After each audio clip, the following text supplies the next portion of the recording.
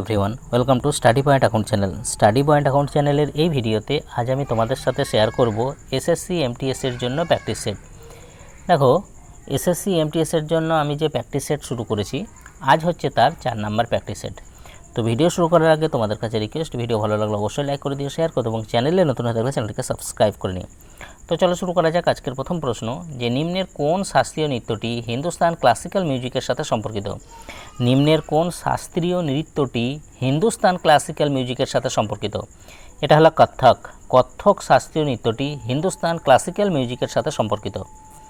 উত্তর রামচরিত নিম্নের কোন কবির রচনা? উত্তর রামচরিত নিম্নের কোন কবির রচনা? এটা হলো ভবভূতি। ভবভূতির রচনা হলো Uttar Ramcharit, option A right answer. Tusu Parab নিম্নলিখিত কোন রাজ্যের ফসল কাটার উৎসব?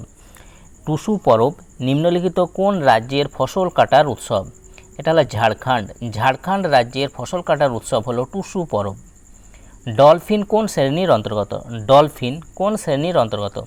ডলফিন হলো স্তন্যপায়ী শ্রেণীর অন্তর্গত, স্তন্যপায়ী, অপশন ডি রাইট অ্যান্সার।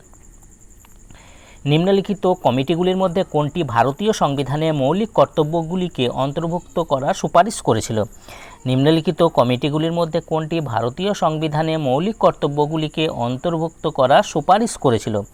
এটা করেছিল শরণ সিং কমিটি। শরণ সিং কমিটি এই সুপারিশ করেছিল মৌলিক কর্তব্যগুলিকে ভারতীয় সংবিধানে অ্যাড করার জন্য।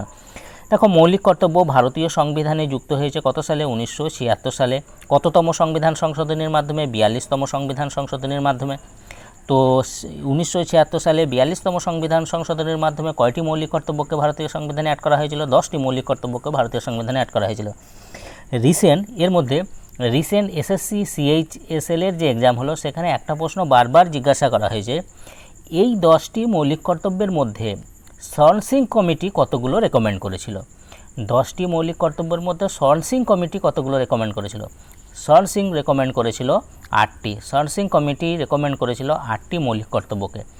আর সেই সময় চলছিল তোমার ইন্দিরা গান্ধী সরকার। তো ইন্দিরা গান্ধী সরকার আরও 2টিকে ইমপ্লিমেন্ট করেছিল। তো মোট 10টি। ওকে, তাহলে 8টি সুপারিশ করেছিল শরণ সিং কমিটি, আর সেই সময় ইন্দিরা গান্ধী সরকার ইমপ্লিমেন্ট করেছিল আরও 2টি, তাহলে মোট 10টি। নেক্সট, ভারতে কোন পঞ্চবার্ষিকী পরিকল্পনা হ্যারল্ড ডমার মডেলের উপর ভিত্তি করে তৈরি হয়েছিল? ভারতে কোন পঞ্চবার্ষিকী পরিকল্পনা হ্যারল্ড ডমার মডেলের উপর ভিত্তি করে তৈরি হয়েছিল? এটা হয়েছিল প্রথম পঞ্চবার্ষিকী পরিকল্পনা। প্রথম পঞ্চবার্ষিকী পরিকল্পনার সময়কাল হলো 1951 থেকে 1956 সাল পর্যন্ত।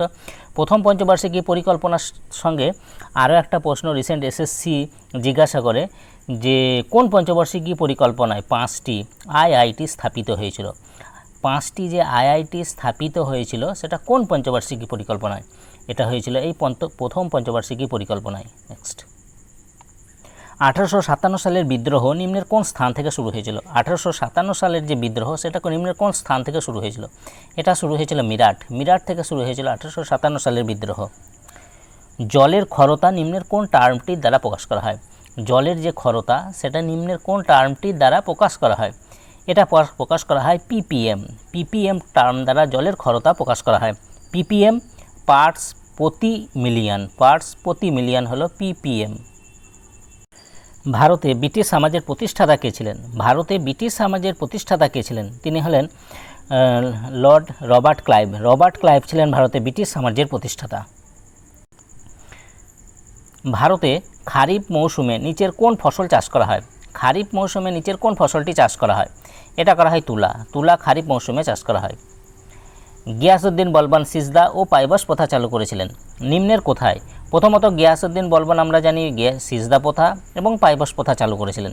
তাই এখানে বলা হচ্ছে যে তিনি কোথায় এটা চালু করেছিলেন? এটা চালু করেছিলেন আদালত, অর্থাৎ কোর্টে। কোর্টে চালু করেছিলেন গিয়াসউদ্দিন বলবান সিজদা এবং পাইবাস প্রথা। মেঘালয়ের নংক্রেম উৎসব নিম্নলিখিত কোন উপজাতি দ্বারা পালিত হয়? মেঘালয়ের যে নংক্রেম উৎসব, সেটা নিম্নলিখিত কোন উপজাতি দ্বারা পালিত হয়? এটা পালিত হয় খাসি উপজাতি দ্বারা। মেঘালয়ের খাসি উপজাতি দ্বারা পালিত হয় মেঘালয়ের নংক্রেম উৎসব। কোন খনিজ লবণ সমুদ্রের জলে বেশি পরিমাণে দ্রবীভূত হয়? কোন খনিজ লবণ সমুদ্রের জলে বেশি পরিমাণে দ্রবীভূত হয়? এটা হয় সোডিয়াম ক্লোরাইড। সোডিয়াম ক্লোরাইড, যার সংকেত হলো NaCl। সোডিয়াম ক্লোরাইড খনিজ, যেটা সমুদ্রের জলে বেশি পরিমাণে দ্রবীভূত হয়। নিচের কোনটি সৌরজগতের অন্তর্গত নয়? নিচের কোনটি সৌরজগতের অন্তর্গত নয়? দেখো সৌরজগতের যেটি অন্তর্গত নয় সেটা হলো নীহারিকা। নীহারিকা কিন্তু সৌরজগতের অন্তর্গত নয়। সর্বভারতীয় কংগ্রেস কমিটির কোন অধিবেশনে ভারত ছাড়ো প্রস্তাব গৃহীত হয়েছিল? সর্বভারতীয় কংগ্রেস কমিটির কোন অধিবেশনে ভারত ছাড়ো প্রস্তাব গৃহীত হয়েছিল? এটা গৃহীত হয়েছিল বোম্বাই অধিবেশনে ভারত ছাড়ো প্রস্তাব গৃহীত হয়েছিল। Option D right answer. Haripal কোন বিখ্যাত গ্রন্থ রচনা করেন? হরিপাল কোন বিখ্যাত গ্রন্থ রচনা করেন? নিম্নের কোনটি? তিনি রচনা করেছিলেন সঙ্গীত সুধাকর। সঙ্গীত সুধাকর গ্রন্থের রচয়িতা হলেন Haripal. Option D right answer. আলুর কোন অংশ ভোজ্য? আলুর কোন অংশ ভোজ্য? আলুর কোন অংশটা আমরা খাই? এটা খায় কাণ্ড। আলুর যে অংশটা ভোজ্য সেটা হলো কাণ্ড। মানবদেহে অতিরিক্ত পরিমাণে ক্যাডমিয়ামের কারণে হয়। মানবদেহে অতিরিক্ত পরিমাণে ক্যাডমিয়ামের কারণে কোনটি হয়? কোন রোগটি হয়?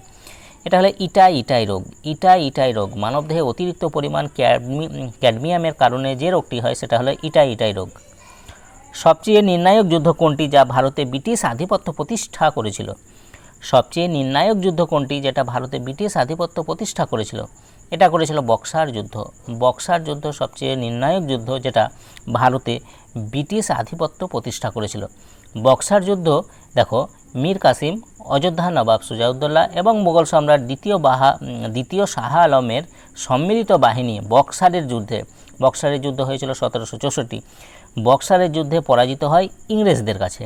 তো ইংরেজদের কাছে এদের যে সম্মিলিত বাহিনী পরাজিত হয় এবং এই সময় বাংলার গভর্নর ছিলেন কে?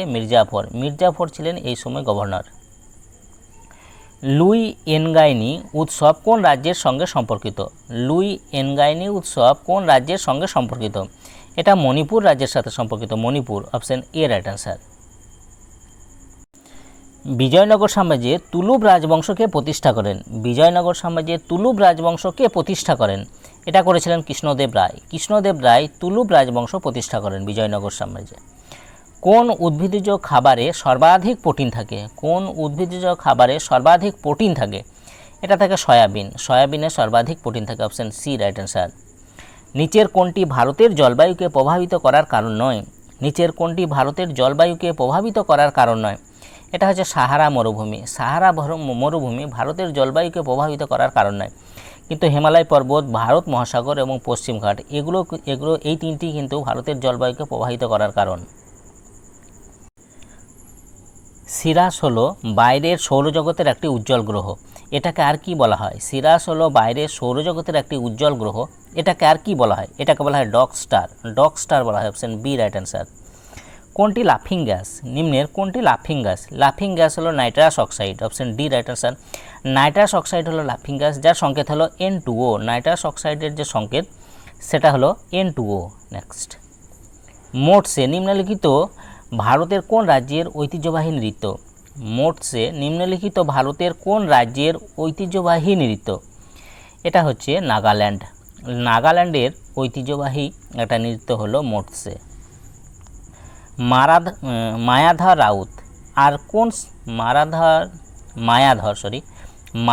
রাউত কোন শাস্ত্রীয় নৃত্যের সাথে সম্পর্কিত? মায়াধর রাউত কোন শাস্ত্রীয় নৃত্যের সাথে সম্পর্কিত? তিনি ওড়িশি শাস্ত্রীয় নৃত্যের সাথে সম্পর্কিত।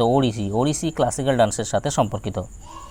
মিজোরামের কোন নৃত্যশৈলী গ্রামের অতিথি দ্বারা বিশেষ রূপে অংশগ্রহণ করা হয়? মিজোরামের কোন নৃত্যশৈলী গ্রামের অতিথি দ্বারা বিশেষ রূপে অংশগ্রহণ করা হয়? এটা হচ্ছে খুল্লম যে নৃত্যশৈলী সেটা। ভারত সরকার কবে স্মার্ট সিটি মিশন চালু করেছিল? ভারত সরকার কবে স্মার্ট সিটি মিশন চালু করেছিল? দেখো ভারত সরকার এটা চালু করেছিল 2015 সালে স্মার্ট সিটি মিশন চালু করেছিল। লংভির নৃত্য ভারতের কোন রাজ্যের লোকনৃত্য? লংভির নৃত্য ভারতের কোন রাজ্যের লোকনৃত্য?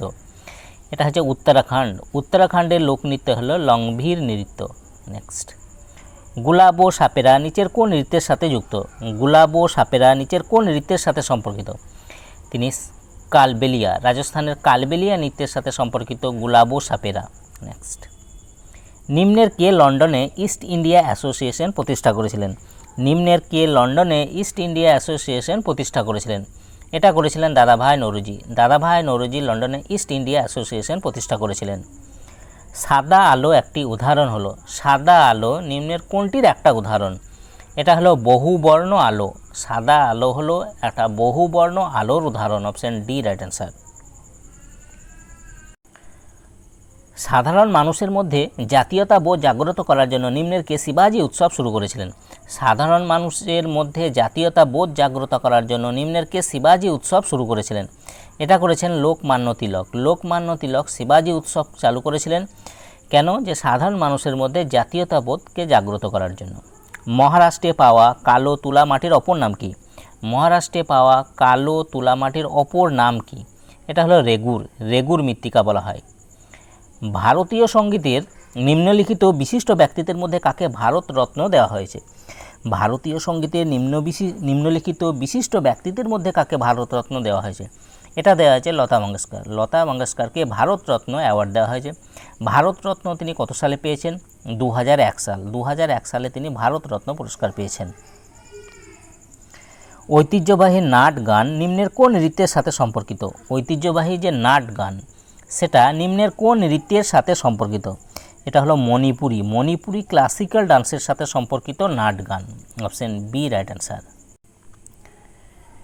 কোন চুক্তিতে স্বাক্ষর করার মাধ্যমে দ্বিতীয় অ্যাংলো মহীশূর যুদ্ধের সমাপ্তি ঘটে? কোন চুক্তিতে স্বাক্ষর করার মাধ্যমে দ্বিতীয় অ্যাংলো মহীশূর যুদ্ধের সমাপ্তি ঘটে? এটা ঘটে ম্যাঙ্গালোরের সন্ধি। ম্যাঙ্গালোরের সন্ধির স্বাক্ষরের মাধ্যমে দ্বিতীয় অ্যাংলো মহীশূর যুদ্ধের সমাপ্তি ঘটে। নিম্নের কোন রাজ্যে কুদ্রেমুখ খনি অবস্থিত? নিম্নের কোন রাজ্যে কুদ্রেমুখ খনি অবস্থিত? এটা অবস্থিত কর্ণাটক। কর্ণাটকে অবস্থিত কুদ্রেমুখ খনি। সাকেওয়া হলো নিম্নের কোন রাজ্যের একটি ধর্মীয় উৎসব?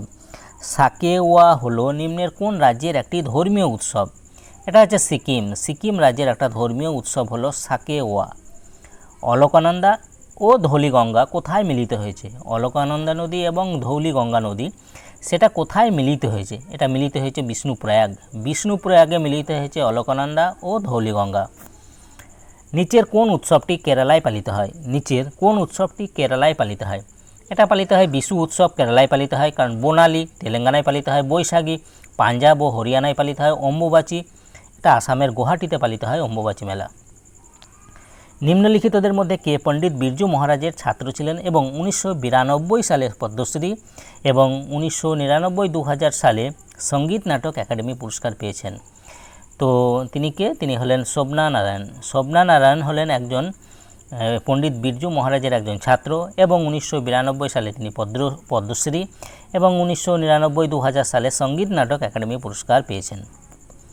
নাদির শাহ কত সালে দিল্লি আক্রমণ করেন? নাদির শাহ কত সালে দিল্লি আক্রমণ করেন? দেখো তিনি দিল্লি আক্রমণ করেছিলেন 1739। 1739 সালে দিল্লি আক্রমণ করেন। নিচের কোনটি মিচেল ওবামা এর অটোবায়োগ্রাফি? মিচেল ওবামার যে অটোবায়োগ্রাফি সেটা কোনটি? এটা হলো বিকামিং। বিকামিং হলো মিচেল ওবামার autobiography. Option B right answer. তো এই ছিল এসএসসি এমটিএস এর প্র্যাকটিস সেট। যদি তোমাদের ভিডিওটা ভালো লাগে অবশ্যই লাইক করে দিও, শেয়ার করো এবং চ্যানেলে নতুন হয়ে থাকলে চ্যানেলটিকে সাবস্ক্রাইব করে নিও। তাই যে পর্যন্ত ওকে বাই।